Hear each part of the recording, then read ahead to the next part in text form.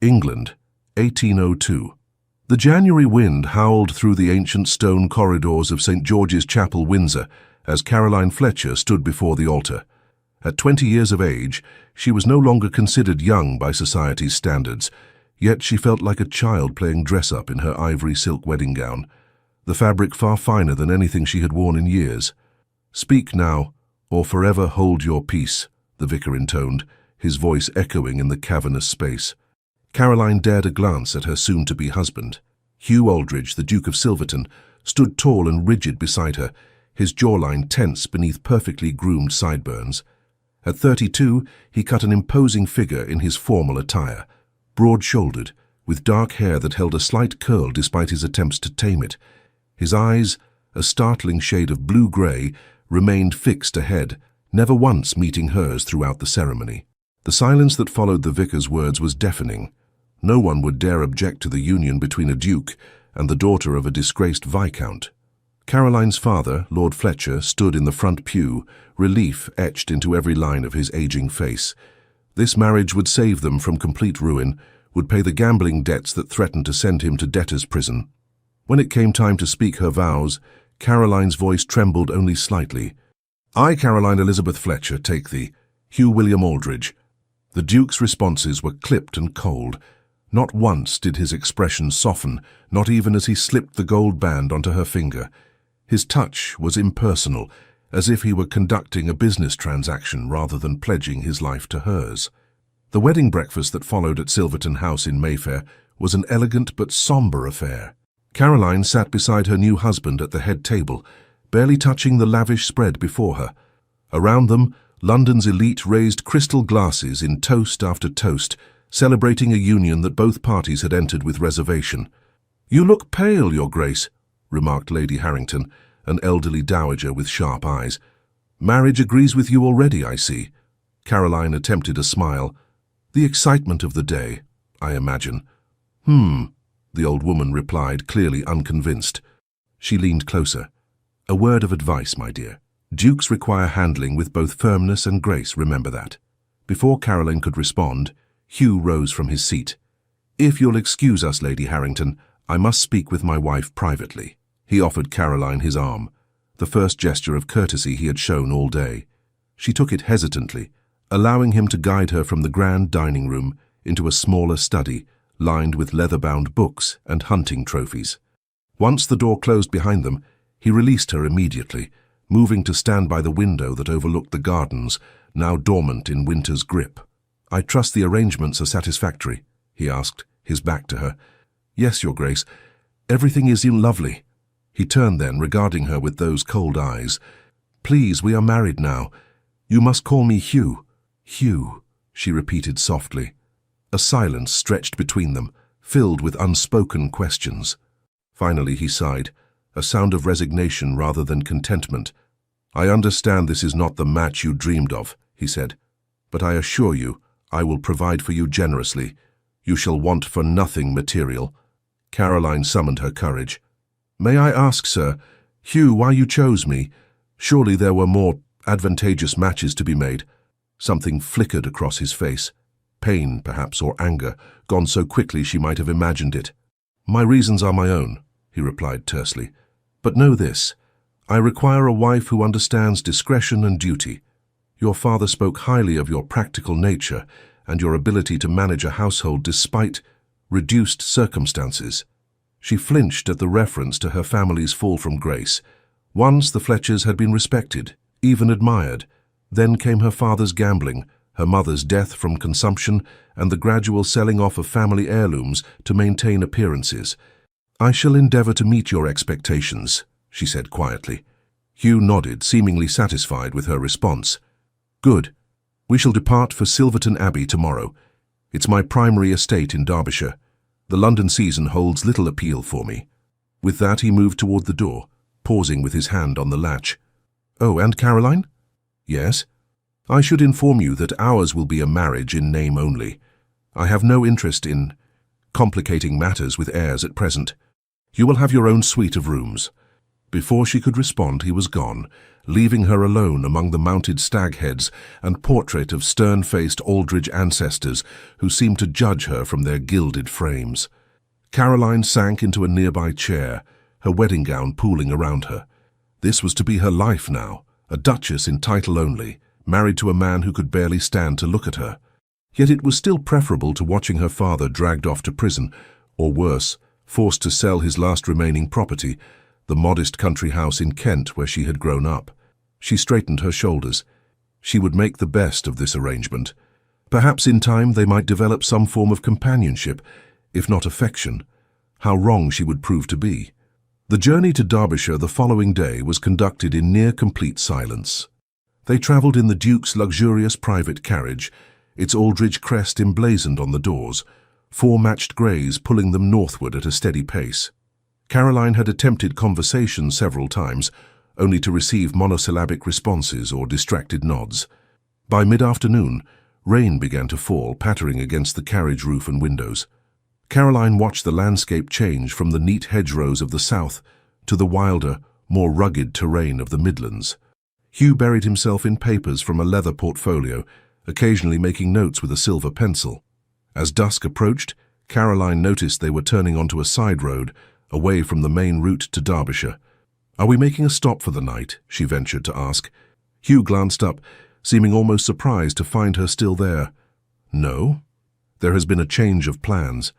The carriage continued down increasingly narrow lanes, the countryside growing more desolate with each passing mile. Finally they crested a hill, and Caroline gasped at the sight before her. Spread across a windswept moor, partially shrouded in mist, stood a grey stone mansion. Unlike the elegant symmetry of London townhouses, this building appeared to have grown organically over centuries, with wings and turrets added seemingly at random. A low stone wall surrounded extensive grounds, and beyond that, nothing but heath and sky for miles. "Greymore Estate," Hugh announced, his voice oddly flat. "We arrive." "This isn't Silverton Abbey," Caroline said, confusion evident in her tone. "No, this is where you will be residing." The carriage pulled through wrought iron gates and up a long gravel drive. As they approached, Caroline could see that while imposing, the house had an air of neglect. Several windows were shuttered, and ivy had claimed much of the eastern wall. "I don't understand," she said, her heart beginning to race. "You said we would be going to your estate in Derbyshire." Hugh finally met her eyes directly. "I said I would be going to Derbyshire. You, Duchess, will remain here." The carriage stopped before the main entrance. Hugh stepped down without waiting for the footman, then turned to offer her his hand with cold formality. Numb with shock, Caroline allowed him to help her descend. A line of servants awaited them, far fewer than would be expected for a ducal residence, and all wearing expressions as sombre as their black and grey livery. "To your grace," an older woman with silver-streaked hair curtsied deeply. "We've prepared everything according to your instructions." "Thank you, Mrs. Ellis," Hugh replied. "May I present her grace, the Duchess of Silverton. She will be taking up residence at Greymore indefinitely." Caroline stared at him in disbelief. "Indefinitely? Hugh, what is the meaning of this?" His expression hardened. "The meaning, Caroline, is that our arrangement has served its purpose. Your father's debts are paid. The marriage contract is fulfilled. Now we shall each continue with our lives separately." "But why?" she whispered, mindful of the servants witnessing her humiliation. "What have I done to offend you so?" "Nothing," he said, and for a moment, something like regret crossed his features. "This was always my intention. I require a duchess for legal matters, not a wife in my home." Rain began to fall more heavily, soaking through Caroline's travelling cloak. Hugh seemed not to notice, or perhaps not to care. "Mrs. Ellis will see to your needs," he continued briskly. "You will have an adequate allowance for household management and personal expenses. The estate includes tenant farms that provide some income, which you may direct as you see fit." "And you?" Caroline asked, fighting to keep her voice steady. "Where will you be?" "Anywhere but here," he replied coldly. "Greymore has unpleasant associations for me. I acquired it through an unfortunate connection, and have no desire to set foot in it again after today." He turned to Mrs. Ellis. "Have my things brought to the carriage. I'll not be staying the night." "Yes, Your Grace," the housekeeper replied, dispatching a footman with a glance. Caroline stood motionless, rain streaming down her face, mingling with tears she refused to acknowledge. This was beyond a cold marriage of convenience. This was banishment. "You cannot simply abandon me here," she said, finding her voice at last. "We are husband and wife before God and the law." Hugh's laugh was without humor. "God has little to do with our arrangement, Caroline. And the law? The law says what is mine, including you. Be grateful I've provided you with comfort and security. Many in your position would not be so fortunate." A footman approached with Hugh's travelling case. The Duke took it with a nod of thanks, then turned back to Caroline. "I have one final instruction," he said, his voice lowering. "You are not to use the Silverton name or title in London society. If you must travel, you will present yourself as Lady Caroline, a widow. Any correspondence you send to my solicitors must be marked with your maiden name only. Is that understood?" Caroline felt as though she had been slapped, not only exiled, but erased. "And if I refuse these conditions?" she asked, surprising herself with her boldness. Something dangerous flashed in Hugh's eyes. "Then perhaps your father might find his newfound financial security short-lived." The threat hung in the air between them. Caroline thought of her father, weak, selfish, but the only family she had left, and knew she had no choice. "As you wish, Your Grace," she said, dropping into a deep curtsy that mocked them both. Hugh hesitated, seeming about to speak again, but instead turned on his heel and strode back to the waiting carriage. Without a backward glance, he climbed inside, and within moments the vehicle was rolling down the drive, taking with it any hopes Caroline had harboured for her future. Mrs. Ellis stepped forward, gently taking her arm. "Come inside, Your Grace. You're soaked through." Caroline allowed herself to be led into the great hall of Greymoor estate, her new prison. The massive oak door closed behind her, with the finality of a tomb. In the entrance hall, a portrait hung above the stone fireplace, a stern-faced man from a previous century, an ancestor of some former owner. He gazed down at her with painted eyes that seemed to hold the same contempt as the man who had just abandoned her. "Welcome home, Your Grace," Mrs. Ellis said softly. Caroline looked around at the dusty grandeur, the faded tapestries, the silent servants watching her with curious eyes. "My name," she said quietly but firmly, "is Caroline." Yorkshire, 1805, 3 years later. "Mrs. Hodgson will need to replace the east wing roof before winter," Caroline said, making notes in her household ledger. "The last storm loosened more tiles, and I'll not have the maids catching their death from drafts again this year." The housekeeper nodded, respect evident in her gaze. "Yes, Your Grace, Caroline.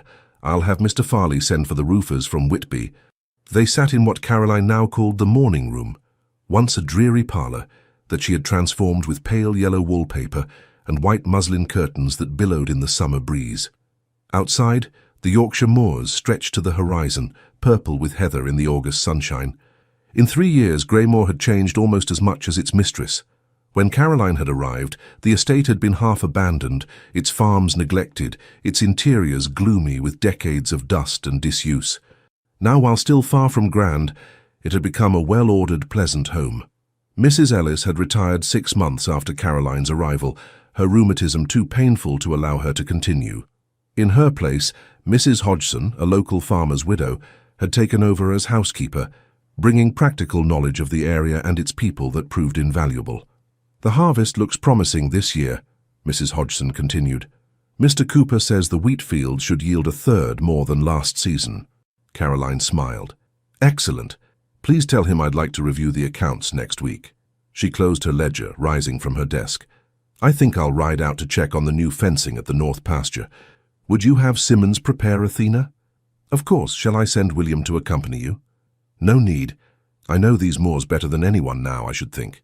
Mrs. Hodgson smiled indulgently. "As you say, though the stablemaster won't approve." Caroline laughed, a sound that had become more frequent in recent months.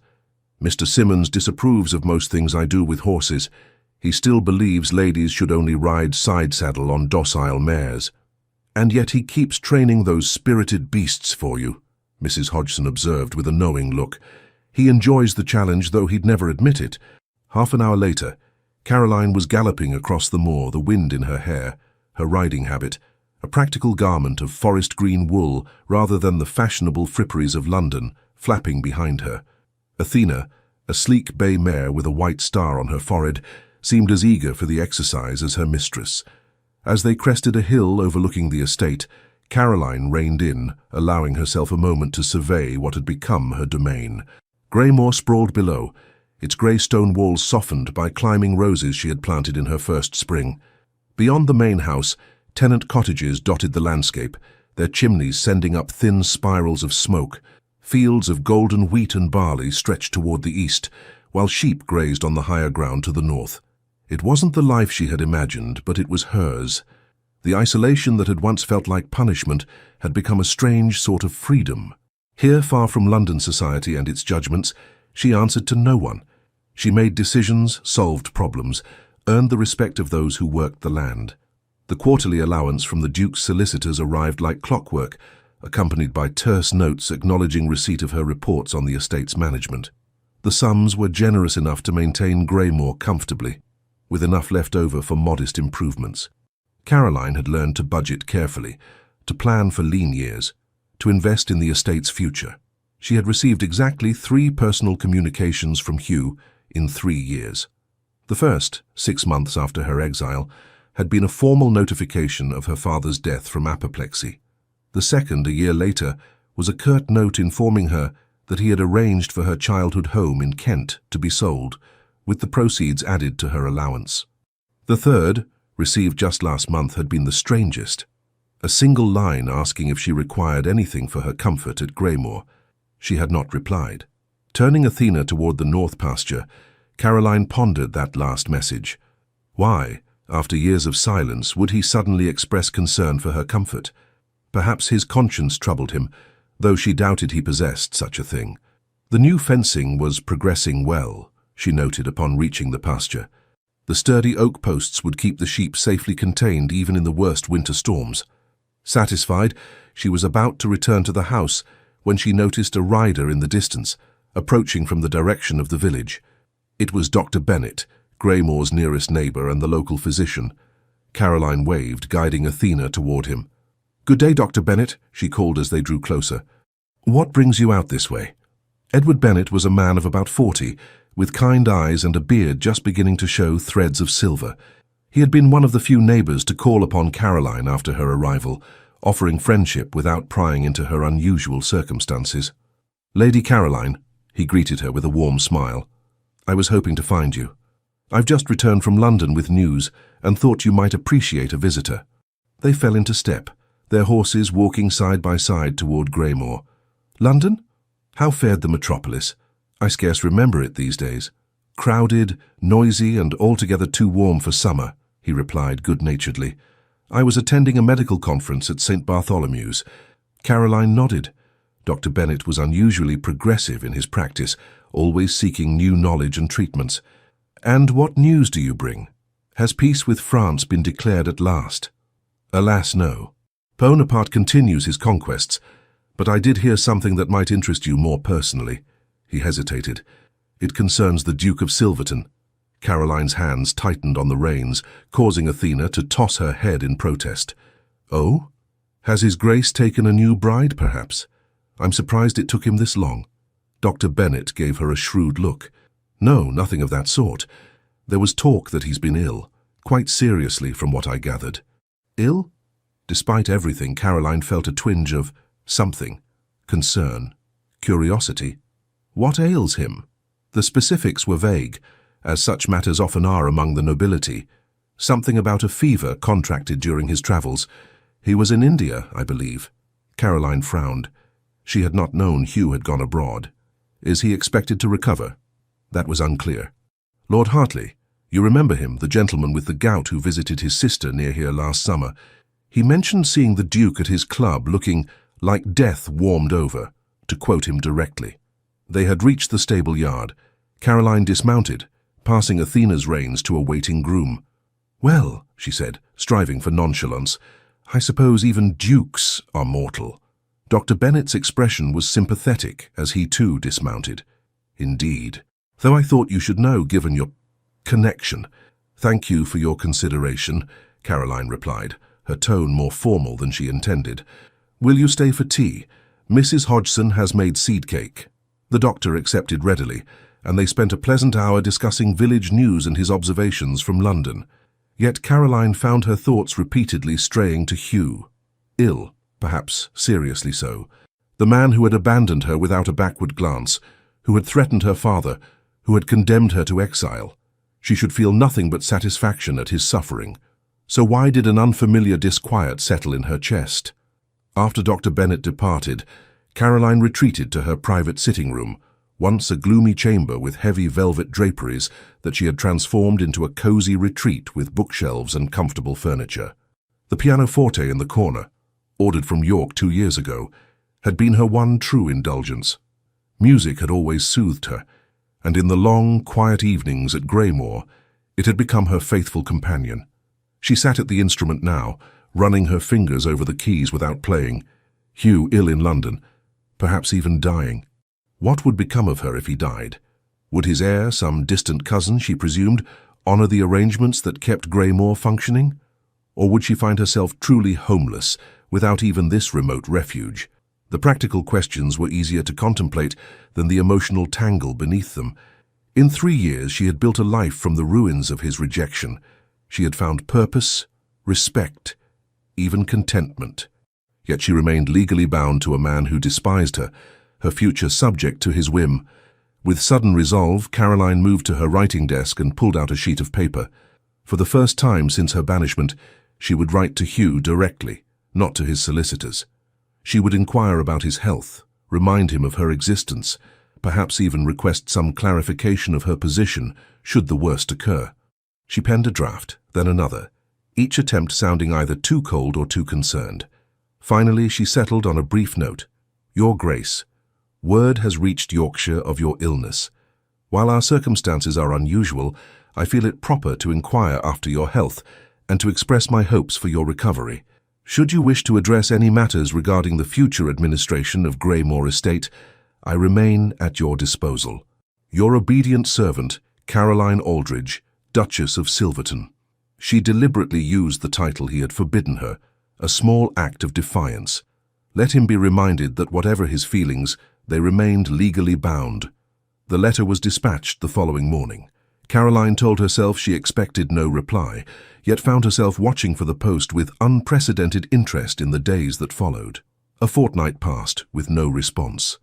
Caroline gradually returned to her normal routines, the letter fading from her immediate concerns amid the daily management of the estate.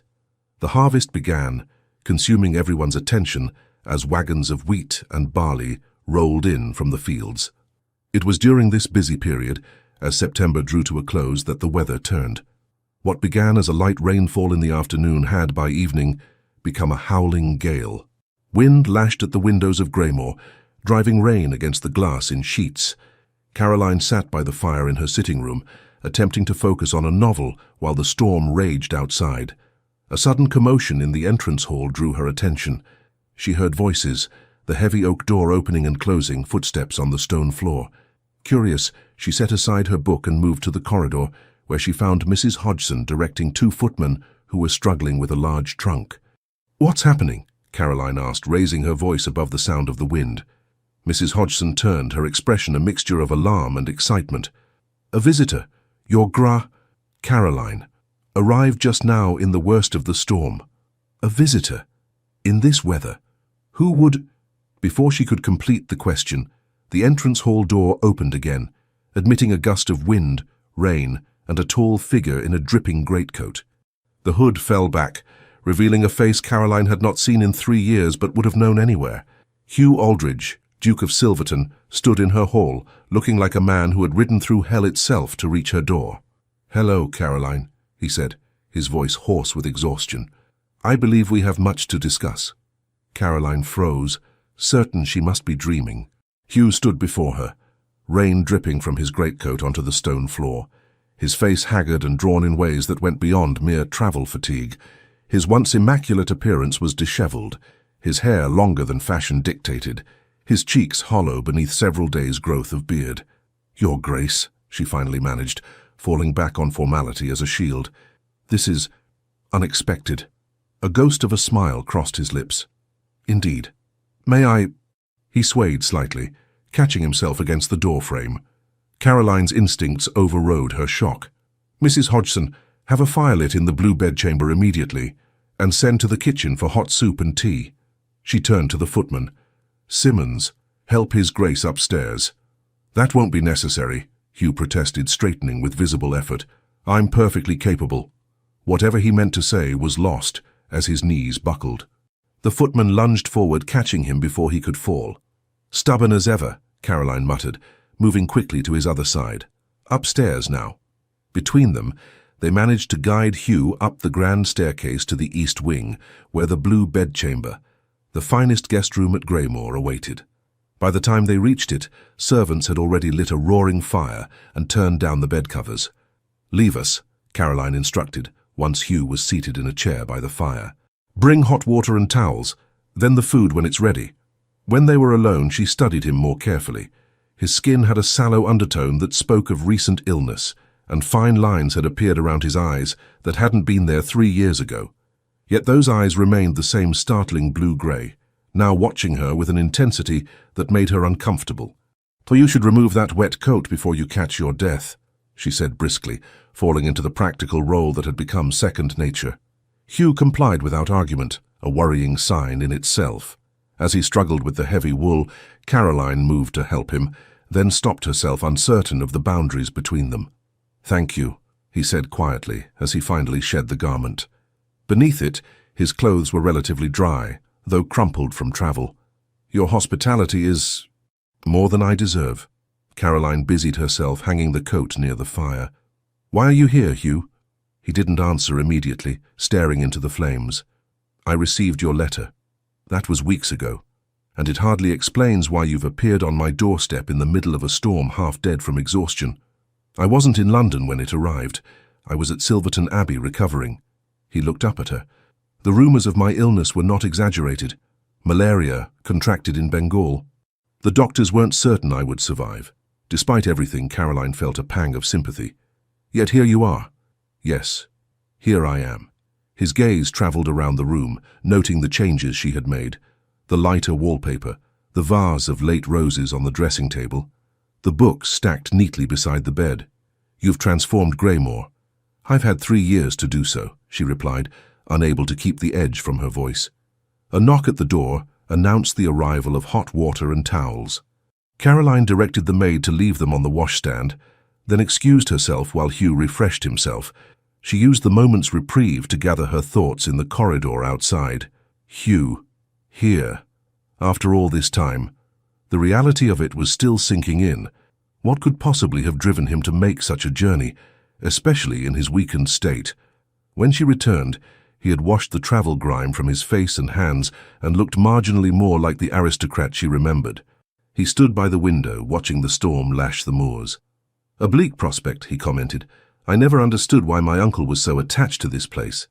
"Your uncle?" Caroline asked, surprised by this new piece of information. Hugh nodded. "Greymore belonged to my mother's brother, Lord Cavendish, a recluse with peculiar habits. When he died without issue, the property came to me. You never mentioned this before." "I never mentioned many things." He turned from the window to face her. "That is why I'm here, Caroline. There are truths you deserve to know." Another knock heralded the arrival of soup, bread, and tea. Caroline directed the maid to set the tray on the small table by the fire, then dismissed her. "Eat first," she instructed Hugh. "Whatever revelations you've brought can wait until you've restored your strength." To her surprise, he obeyed without protest, sitting down to consume the simple meal with evident appreciation. Caroline took a chair opposite him, pouring tea for them both. The domesticity of the scene struck her as surreal, serving tea to the husband who had abandoned her in the house to which he had exiled her. When Hugh had finished eating, colour had returned to his face, though the shadows beneath his eyes remained. He leaned back in his chair, cradling his teacup in long, elegant fingers. "Thank you," he said simply. "I had forgotten how direct you can be. Most women of my acquaintance would have swooned at my appearance, then pestered me with questions while I collapsed from hunger." "I am not most women," Caroline replied. "Nor am I truly of your acquaintance, despite our legal connection." He winced at that. "A fair point." Setting aside his cup, he met her gaze directly. "I owe you an explanation for my actions 3 years ago." "Yes, you do. It will not be a pleasant tale, nor one that excuses my behavior. But perhaps it might help you understand. Caroline nodded, bracing herself. I'm listening. Hugh rose, moving to stand by the fire. The flames cast his face in sharp relief, highlighting the new hollows in his cheeks. You asked, on our wedding day, why I chose you as my bride. I gave you a partial truth, that I required a wife who understood discretion and duty.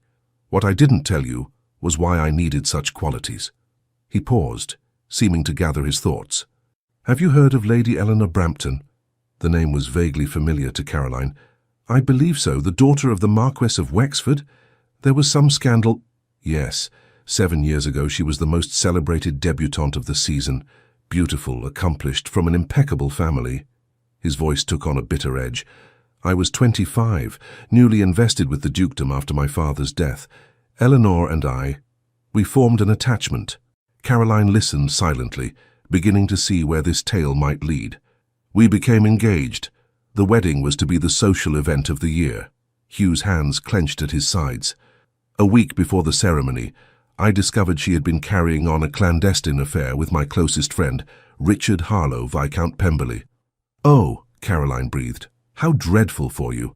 Hugh laughed without humor. The betrayal was excruciating, yes, but what followed was worse. When I confronted Eleanor, she confessed not only to the affair, but to being with child, Pemberley's child. She begged me to go through with the wedding, to claim the child as my own, to save her from disgrace. And you refused, Caroline guessed. Of course I refused. I was young, proud, furious at the deception. I broke the engagement publicly, exposing her infidelity to all of London. His expression darkened. 2 days later, Eleanor took her own life. She drowned herself in the lake at her father's estate. Caroline gasped. How terrible! Terrible indeed. Her family was devastated. Her father, the Marquis, blamed me entirely. He claimed I had driven her to despair with my callous rejection. Many in society agreed. Hugh's voice grew hollow. Perhaps they were right. Had I handled the matter more discreetly, had I shown more compassion, you cannot blame yourself for her choices, Caroline said softly. She deceived you cruelly. Hugh shook his head. A man in my position has responsibilities beyond his personal feelings. I failed in those responsibilities, and a young woman died, her unborn child with her. He returned to his chair, sitting heavily. The scandal was immense. The Marquess swore to ruin me socially and financially. My reputation was in tatters. Even the Prince Regent suggested I remove myself from London until the matter faded from memory. So you retreated to Silverton Abbey? For 2 years, yes. I avoided society completely. When I finally returned to London, I found attitudes toward me had softened somewhat, but the Wexford family's animosity remained undiminished. He met her eyes directly. Which brings me to you, Caroline. Me? She frowned, confused by the connection. By then, I had resolved never to marry. I would let the title pass to my cousin upon my death, but my solicitor informed me that certain entailed properties, including Silverton Abbey itself, could only pass to a direct heir or a widow. Without either, they would revert to the crown. Understanding began to dawn on Caroline. So you needed a wife to secure your inheritance, but not a true marriage. Hugh nodded. I required a bride who would accept unusual terms, who would not expect love or even companionship. When your father approached my solicitor about a potential match, suggesting you would accept almost any arrangement to save your family from ruin, it seemed convenient. Caroline felt a chill that had nothing to do with the storm outside. I was a business transaction. Yes, he admitted, though I told myself I was being generous, rescuing you from poverty. In truth, I chose you because you seemed perfect for my purposes. No connections to powerful families who might object to your treatment. No reputation for romantic notions. No beauty striking enough to tempt me from my resolve to keep the marriage in name only. His words stung, though Caroline had long suspected such calculations. And Greymore? Why exile me here specifically? A shadow crossed Hugh's face.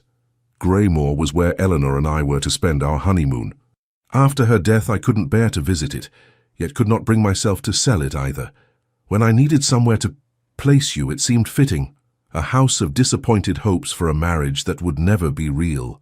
How poetic, Caroline said dryly, masking her hurt with sarcasm. Hugh flinched at her tone. I deserved that. My behavior was inexcusable. Yet, you're here now, explaining yourself, Caroline observed. Why? What changed? He was silent for a long moment, the only sounds the crackling of the fire and the howling wind outside. When he spoke again, his voice was quieter. I nearly died in India. Fever, delirium for weeks. I was there negotiating trade agreements for the crown. Something to occupy my mind, to feel useful. His eyes took on a faraway look. In my delirium, I saw Eleanor. Not as she was at the end, desperate and afraid, but as she might have been had she lived, bitter, trapped in a loveless marriage, raising another man's child while resenting me for her situation. Caroline listened, fascinated despite herself.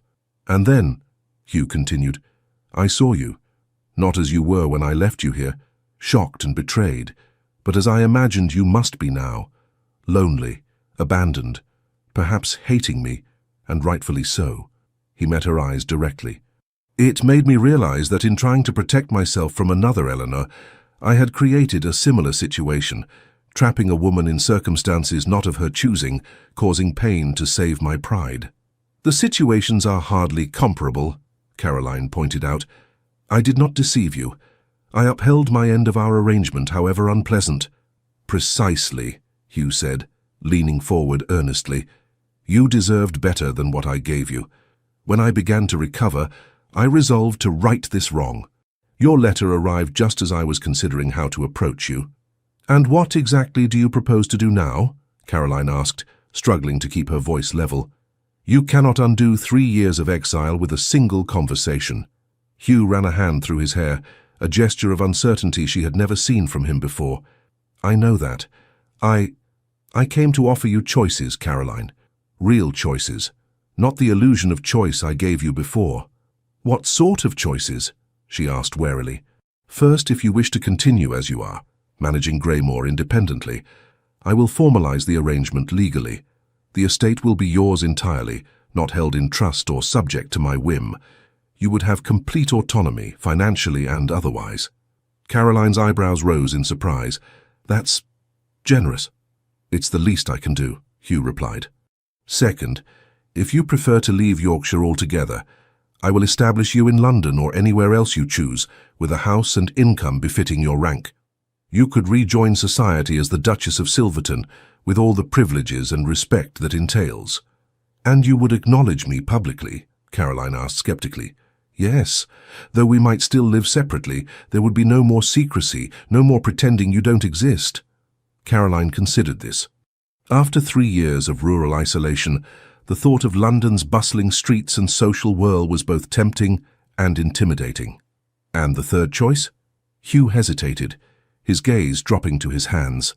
The third option is more complicated. How so? He looked up, meeting her eyes with an intensity that made her breath catch. You could return with me to Silverton Abbey. As my true wife, not merely in name. Caroline stared at him, certain she had misheard. I beg your pardon?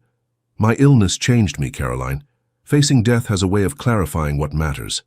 His voice grew softer. I've spent years punishing both of us for Eleanor's betrayal. I've lived half a life, holding everyone at a distance. I don't want to continue that way. So I'm to be your salvation? Caroline asked, incredulous. The convenient wife becomes the convenient redeemer? Hugh winced. I deserve your skepticism, but this isn't about convenience. It's about... He struggled for words. Possibility. The possibility that two people bound by circumstance might find something genuine between them. Caroline rose abruptly, needing distance from him and the unexpected turn of this conversation. She moved to the window, watching rain stream down the glass, her thoughts in turmoil. Why would I even consider such an arrangement? She asked finally. You abandoned me without a second thought. You threatened my father. You've shown no interest in my existence for 3 years. All true, Hugh acknowledged. I have no right to ask anything of you, but I hoped, that you might at least consider it. Caroline turned back to face him. Based on what? A deathbed conversion and pretty words? You don't even know me, Hugh. The woman you married no longer exists. Greymore changed her. Then let me know the woman you've become, he said simply. Give me the chance to earn your trust, if not your affection. The earnestness in his voice was so at odds with the cold, distant man she remembered that Caroline found herself momentarily speechless. Before she could formulate a response, a fit of coughing seized Hugh, harsh and racking. He pressed a handkerchief to his mouth, his shoulders shaking with the effort to control it. Caroline moved to him instinctively, pouring a glass of water from the pitcher on the table. "Here," she said, offering it when the coughing subsided. "You should rest. This conversation has taxed your strength." Hugh accepted the water gratefully. "I'm stronger than I appear," he said after drinking. "But perhaps you're right. We needn't resolve everything tonight." "No," Caroline agreed. "We have time." The realization struck her as strange. After 3 years of enforced separation, they suddenly had time. "Will you at least consider my proposals?" Hugh asked, his voice rough from coughing. "Not just the third option, but all of them?" "Take as long as you need." Caroline studied him, this man who was legally her husband, yet practically a stranger. The man who had wounded her deeply, yet now sat before her offering restitution. His face was drawn with exhaustion, but his eyes held a sincerity she had never seen in them before. "I will consider them," she said finally, "but I make no promises. And I have questions, many questions that will need answering before I decide anything." Relief washed over Hugh's features. "Thank you. That's more than I had any right to expect." A knock at the door interrupted them. Mrs. Hodgson entered at Caroline's call. "Pardon the intrusion," the housekeeper said, glancing curiously between them, "but the storm has worsened considerably. The bridge over the Grimsley Beck has flooded. No one will be travelling in or out of Greymore until the waters recede." Hugh looked to Caroline, a question in his eyes. "It appears, Your Grace," she said with a hint of irony, "that you'll be our guest for some time, whether either of us planned it or not." The next morning dawned clear but cold, the storm having blown itself out overnight. Caroline rose early, as was her habit, and found Mrs. Hodgson already directing the servants in their daily tasks with an extra degree of nervous energy. "His Grace still sleeps," the housekeeper reported in hushed tones. "Dr. Bennet arrived at first light to check the bridge. He says it will be at least 3 days before the waters recede enough for safe crossing." 3 days, Caroline repeated, absorbing this information. 3 days with Hugh under her roof after 3 years of absence. The symmetry was not lost on her. "I've had breakfast prepared in the morning room," Mrs. Hodgson continued. "Will you be wanting a tray sent up to His Grace when he wakes?" "No," Caroline decided. "When he appears, direct him to join me. In the meantime, I'll be in my office reviewing the harvest accounts. There's no reason to disrupt our normal routine." But her concentration on the accounts proved elusive. Her mind kept returning to Hugh's revelations and proposals. The story of Eleanor Brampton explained much about his behaviour, though it hardly excused it. Caroline had heard of similar scandals in London society. Engagements broken, reputations ruined, families divided by recriminations. But a suicide was different. The guilt of such an outcome would weigh heavily on anyone with a conscience. Had Hugh truly changed, as he claimed, or was this another calculated move to secure his own interests? She was still pondering these questions when a knock came at her office door shortly after 11 o'clock. Hugh entered at her invitation, looking considerably better than he had the previous night. He had shaved, and someone, probably Simmons, had found him clean clothes that fit reasonably well. "Good morning," he said, hesitating at the threshold. "Mrs. Hodgson said I might find you here." Caroline gestured to the chair across from her desk. "Please sit. Did you sleep well?" "Better than I have in months," he admitted, taking the offered seat. "There's something about the air here. I had forgotten how clean it smells after rain." An awkward silence fell between them. Caroline was acutely aware of how strange it was to be conducting what amounted to morning small talk with the man who had abandoned her at this very house. "I understand we're to be weather-bound for several days," Hugh said finally. "So it seems. The Beck becomes a river after heavy rain. It's one of Greymoor's more inconvenient features." She set aside her ledger. "Are you feeling stronger today?" "Much. Whatever was in that soup last night worked wonders."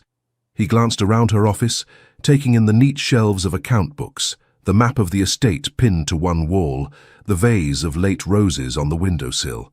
"You've made this room your own. It was my uncle's gun room, as I recall. I saw little need for a gun room when I had no guns and no interest in acquiring them," Caroline replied. "The light is good for reading figures." Hugh nodded, his gaze continuing to explore the space. "You keep the accounts yourself?" "I do. Mr. Wilson, the steward, prepares the initial figures, but I review everything. It's my responsibility to ensure Greymore runs efficiently." "Impressive," Hugh murmured, and to her surprise he seemed genuinely to mean it. Most duchesses would consider such tasks beneath them. "I am hardly most duchesses," Caroline reminded him. "Necessity has been an excellent teacher." "So I see." His eyes returned to her face, studying her with a new thoughtfulness. "You've built a life here, haven't you? Despite everything." Caroline considered denying it, downplaying her achievements out of pride or lingering resentment. But what would be the point?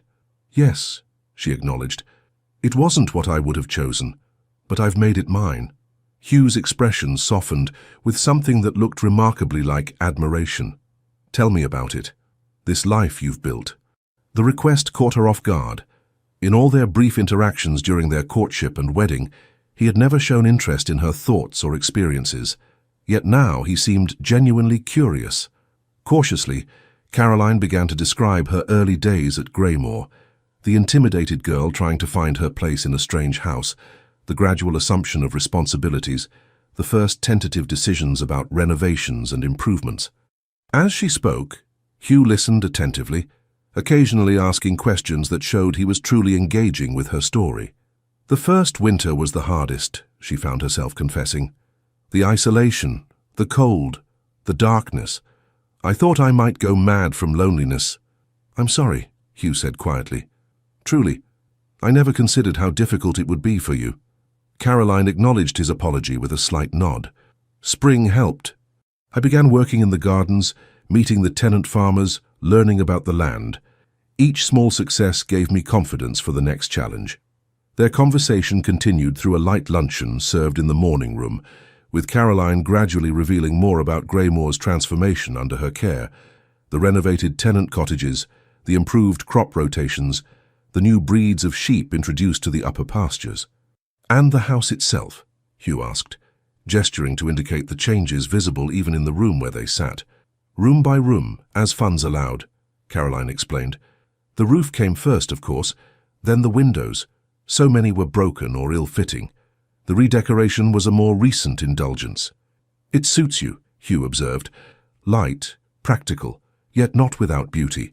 His eyes lingered on her face as he spoke, causing a strange flutter in Caroline's chest that she firmly suppressed. "Thank you," she said, rising from the table. "Now, if you'll excuse me, I have matters to attend to this afternoon. Please feel free to explore the house or rest as you prefer. Dinner is served at 7. Hugh stood as well, looking as though he wanted to say more but thinking better of it. "Of course, thank you for your time, Caroline." She left him there, needing space to collect her thoughts. This new attentive Hugh was disconcerting, so different from the cold, dismissive man who had left her at Greymoor's door 3 years ago. Part of her warned that it could be an act, a calculated charm to win her compliance with whatever he truly wanted. Yet another part, a part she had thought long silenced, wondered if perhaps his illness had genuinely changed him. If, faced with mortality, he had recognized the emptiness of a life dictated by pride and fear. As the afternoon progressed, Caroline found herself watching Hugh surreptitiously as he explored Greymore. From her office window, she observed him walking in the garden, pausing to examine the roses she had planted along the south wall. Later, passing the library, she glimpsed him studying the collection of books she had gradually assembled, modest compared to a ducal library, but chosen with care to reflect her interests in agriculture, music, and natural history. By the time they met again for dinner, Caroline had resolved to use their enforced proximity to learn more about this changed man who claimed to want a second chance. Whether his transformation was genuine or merely expedient, understanding his true motives would help her make a clear-eyed decision about her future. Dinner was served in the small dining room. Caroline had never used the grand formal dining hall with its oversized table that would seat 30. Hugh arrived punctually, dressed in what must have been his traveling clothes, now cleaned and pressed. Caroline wore one of her simpler evening gowns, a deep blue silk that she had ordered from York the previous year. As they took their seats, an air of formality descended that had been absent from their earlier conversations. The presence of footmen serving each course seemed to remind them both of their respective positions. Duke and Duchess, estranged yet still bound by law, and now breaking bread at the same table. "I spent some time in your library today," Hugh remarked as the soup course was served. "Your collection on agricultural improvements is quite comprehensive." "A necessity rather than a luxury," Caroline replied. "When I arrived, Greymoor's farming methods were decades behind the times. I needed to educate myself quickly. Nevertheless impressive. I particularly noted Young's a 6-month tour through the north of England, not light reading by any measure." Caroline couldn't help a small smile. "No, but invaluable for understanding the potential of these northern soils. Have you read it?" "Parts," Hugh admitted, "though I confess I found his prose style somewhat laborious." "That's diplomatic of you," Caroline said, her smile widening slightly. "I found it positively soporific in places, but the information was worth the struggle." A hint of answering amusement flickered in Hugh's eyes, and for a brief moment something like natural rapport existed between them.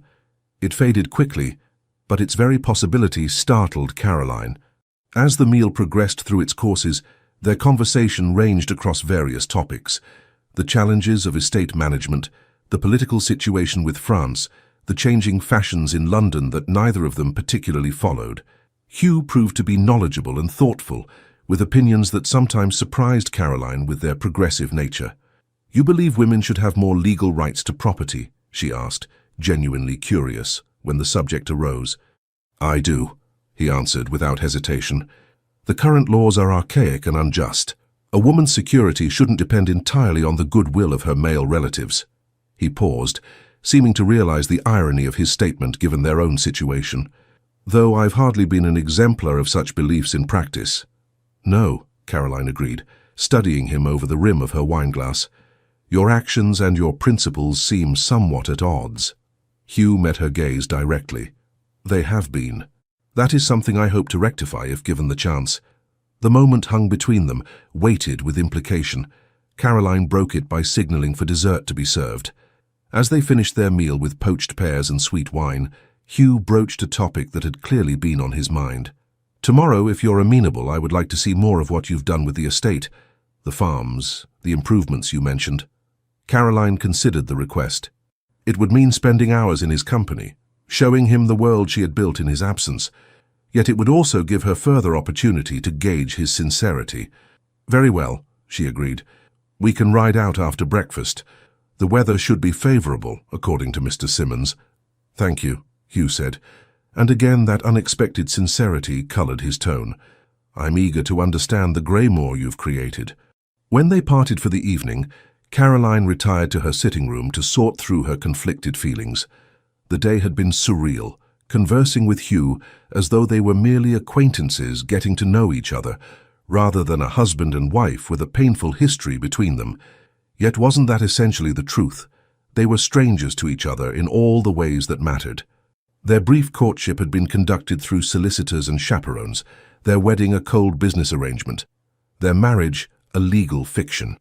Now, for the first time, they were actually speaking to each other as people, learning each other's thoughts, observing each other's habits and preferences. The question remained, to what end? What did she truly want from this unexpected reunion? Independence, security, respect. These she had already fought for and won through her own efforts at Greymoor. Did she want more? Could she trust Hugh's apparent change of heart? And even if she could, was she willing to risk the peace she had built for the uncertain promise of a true marriage? Caroline had no answers as she finally retired to bed. But as she drifted toward sleep, one thought crystallized with surprising clarity. Whatever choice she made, it would be hers alone this time, not forced by circumstance or dictated by others. In that, at least, she and Hugh now stood on equal ground. Yorkshire, 1805. The following morning dawned clear but cold.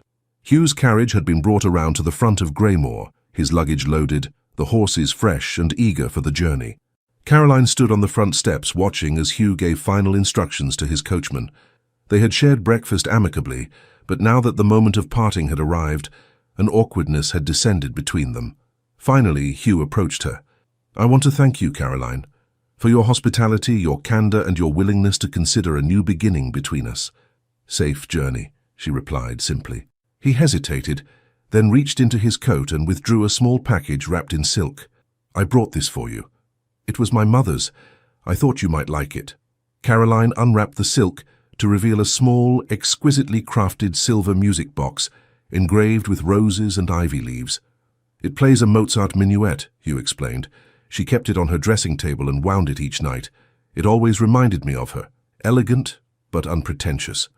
Caroline opened the lid, and sweet, clear notes filled the air between them. "It's beautiful, thank you." "I should go," Hugh said. "The bridge won't remain passable indefinitely." "Yes, and I expect your letter soon," Caroline added, surprising herself with the realization that she meant it. Hugh's expression brightened. "Within the week," he promised.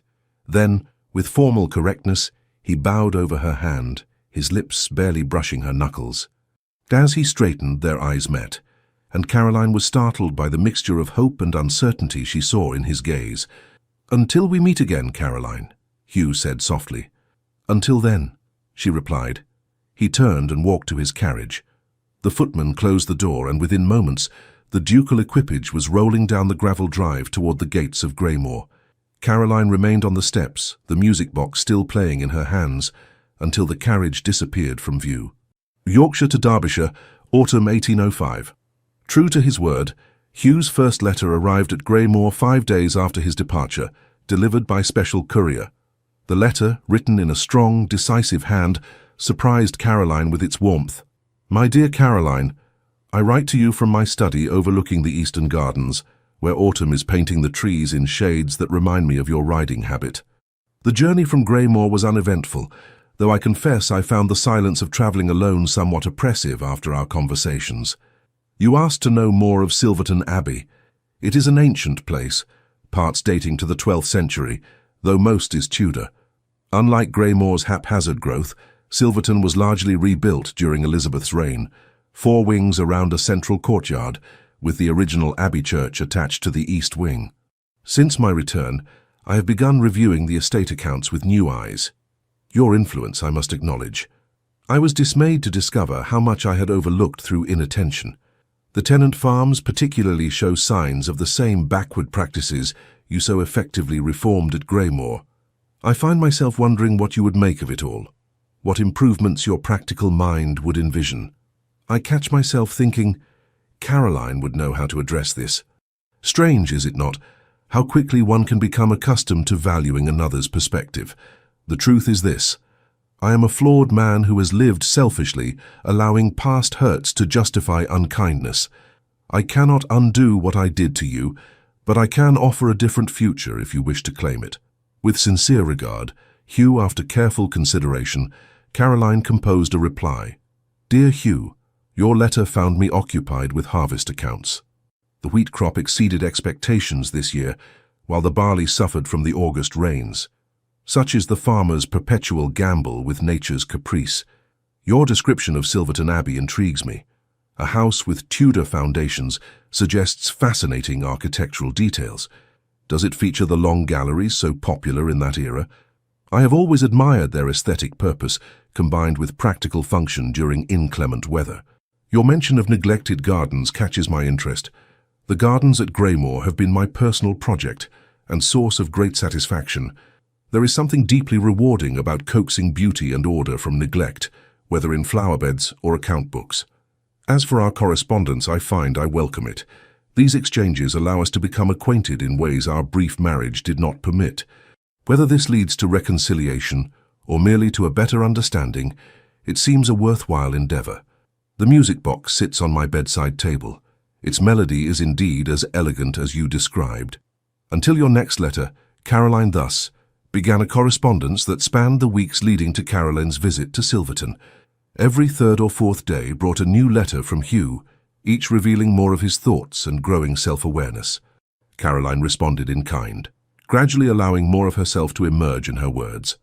In mid-October, a letter arrived that shifted their correspondence. I visited Eleanor's grave yesterday.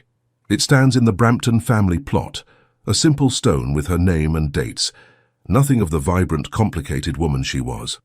Standing there in the autumn rain, I finally faced what I had not allowed myself to acknowledge. My role in her desperation was real, but the choice she made was ultimately her own. I have carried the full weight of her death as penance, using it to justify my withdrawal from genuine human connection, including with you, Caroline. I blamed you for not being her, then punished you for reminding me of her. The cruelty and injustice of this shames me deeply now. What I wish you to know is this. My interest in reconciliation is not born from guilt or loneliness, though I have felt both. It comes from recognizing the woman of intelligence, courage, and principle that you are, a woman I never truly saw before. As the date for her visit approached, Caroline found herself both anticipating and dreading the journey. Meeting Hugh on neutral ground at Greymore had been one thing. Seeing him in his ancestral home would be quite another. Silverton Abbey, Derbyshire, November 1805. The journey from Yorkshire to Derbyshire took 2 full days. As the carriage turned onto a tree-lined drive, Caroline caught glimpses of parkland dotted with ancient oaks, their leaves in the final stages of autumn gold. The drive curved, and suddenly Silverton Abbey appeared, a magnificent Tudor building of warm red brick with stone facings, its 4 wings arranged around a central courtyard. Unlike Greymoor's forbidding grey stone, Silverton seemed to welcome visitors, its proportions grand but not overwhelming. The carriage drew up before the main entrance. Hugh stood waiting on the steps, flanked by a double line of servants. The formality struck Caroline forcefully. This was no casual visit, but her first official arrival as Duchess of Silverton. "Welcome to Silverton Abbey, Caroline," Hugh said warmly. The great hall took Caroline's breath away. Soaring 2 stories high with a hammer-beam ceiling and walls hung with ancient tapestries. Hugh guided her through stately reception rooms and finally into a long gallery that ran the length of the south wing. "You asked about Tudor galleries in your letter," he reminded her. "This one offers views of both the formal gardens and the lake." Caroline moved to one of the tall windows, looking out over meticulously maintained parterres. "It's beautiful. The whole house is remarkable." "Thank you," Hugh replied, coming to stand beside her. "Though I can take little credit for it, generations of Aldridges have shaped Silverton." "Yet you are its current steward," Caroline observed. "The choices you make will determine what future generations inherit." Hugh looked at her with intensity. "Precisely so. It's a perspective I've only recently come to appreciate fully. I've realized that a great house needs more than mere maintenance. It needs purpose, direction, heart." The implication hung between them. Hugh believed Silverton needed her, just as he had suggested he himself did. That evening at dinner, Caroline asked the question that had been foremost in her mind. "What exactly are you proposing, Hugh? If I were to choose your third option, to return here as your true wife, what would that mean in practice?" Hugh met her eyes steadily. "In practice, it would mean sharing a life in the fullest sense, a true marriage, not merely a legal arrangement. You would be Duchess of Silverton in every meaningful way, with all the privileges and responsibilities that entails." "Including," Caroline prompted, "including the possibility of heirs if you were willing, including shared decisions about Silverton's future, including my fidelity and commitment until death parts us." The directness of his answer left Caroline momentarily speechless. She had imagined perhaps a cordial arrangement, a public reconciliation that maintained private distance. What Hugh described was far more intimate and complete. "That's a significant change from your previous position," she said finally. "Yes," Hugh acknowledged. "As I said, my illness changed me. Facing mortality clarifies what truly matters." He paused, then added quietly, "Loneliness is a poor companion in one's final hours. Pride is colder still. And if I were to agree, how would we bridge the gap between our current circumstances and such intimacy? We are still virtual strangers in many ways." "We would take time," Hugh replied without hesitation. "Build trust gradually, learn each other's habits, preferences, thoughts." A hint of vulnerability crossed his features. "I would not rush you, Caroline. And my independence, the autonomy I've built at Greymore? I would not ask you to surrender it. Greymore would remain yours to manage as you see fit. Your involvement at Silverton would be by choice, not obligation." His answers were thoughtful, respectful of her concerns. Caroline found herself truly considering the possibility he described, a partnership of equals despite their different backgrounds. In the days that followed, Hugh showed Caroline every aspect of Silverton, from the tenant farms to the village school. Unlike her early days at Greymoor, where she had been left alone, Hugh guided her understanding of Silverton's history, challenges and potential. For her part, Caroline found herself increasingly drawn to the estate's challenges. Each day revealed more of Hugh's genuine change of heart, as he actively sought her input, valued her experience, and implemented her suggestions without hesitation. They discovered shared interests beyond estate management, a love of music that led to evenings by the pianoforte, a mutual appreciation for literature, even an unexpected compatibility in their sense of humor. As Christmas approached and the end of her visit neared, Hugh and Caroline walked through the frost-covered gardens. "I've been thinking about your three options," Caroline said quietly, "and I believe I've made my decision." Hugh stopped walking, his expression carefully controlled. "And your answer?" Caroline took a deep breath. "I choose the third option, to return to Silverton as your true wife, but with conditions." Relief and joy washed over Hugh's face. "Name them." "First, we continue as we have been, building trust gradually, allowing feelings to develop naturally. No expectations of immediate intimacy." "Of course," Hugh agreed readily. "Second, I maintain my independence at Greymoor. I wish to divide my time between both estates, at least initially." "Agreed. Your work there is too important to abandon." "And third," Caroline said, meeting his gaze directly, "you must promise never to shut me out again. No matter what difficulties arise between us, we face them together, with honesty and respect." Hugh took her hands in his expression solemn. "I swear it, Caroline.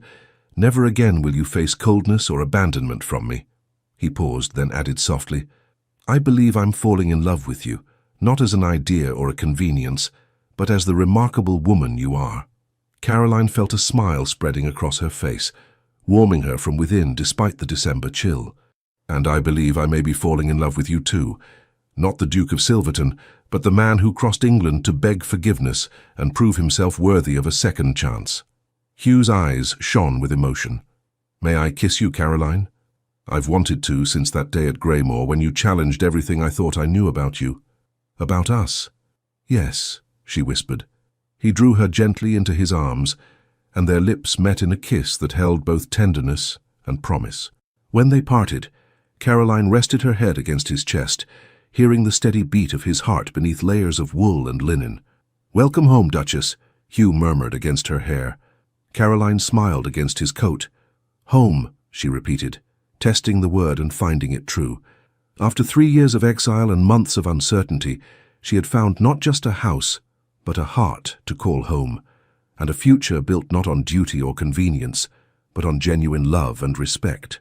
Above them, snow began to fall, delicate flakes settling on the formal gardens of Silverton Abbey, nature's blessing on a love that had weathered storm and separation to find its way to spring. The end. Dear listener, the seasons of life, like those from Yorkshire to Derbyshire, change without consulting us. Sometimes we find ourselves exiled to desolate moors where the wind seems to cut through our very soul. Like Caroline, perhaps you have faced abandonments, disappointments, or losses that seemed like final verdicts on your happiness. But observe how she transformed Greymoor, not in a day, not in a week, but through 3 years of small victories. A roof repaired, a garden planted, a decision to rise once more when winter seemed endless. You too have this strength, the capacity to build beauty from ruins, to find purpose where others see only desolation, to become not merely a survivor, but a steward of your own destiny. And as Hugh discovered belatedly, pride is a cold companion on the darkest nights. The walls we build to protect ourselves often become our prisons. It is never too late to cross the metaphorical England of your life and ask forgiveness of others and of yourself. Remember that the second chapter, third or fourth of your story, can be entirely different from the first. Relationships can be healed. Hearts can change. Exiles can end. As you fall asleep tonight, know that you are protected by the same starry sky that illuminates Silverton Abbey. Your resilience is your lullaby, and tomorrow brings possibilities not yet written. Sleep peacefully, knowing that your capacity to rebuild, forgive, and love remains intact, no matter what storms you have weathered. As Caroline and Hugh discovered, sometimes we must lose something to truly value what has been before us all along. And like them, you deserve an ending where love, respect, and understanding triumph over old wounds. Rest well, dream deeply, and awaken renewed to write the next chapter of your own redemption story, with gratitude for sharing this moment with us. The Legends of the Fall Team. Thank you for staying with us until the very end of this emotional journey. If this tale touched your heart, we warmly invite you to subscribe, like, comment, and share our channel. Your support helps us continue creating more stories of love, redemption, and breathtaking twists. At the end of this video, you'll see a suggestion for another one of our historical stories. Click it and be surprised by more beautiful tales like this. With all our gratitude, the Legends of the Fall Team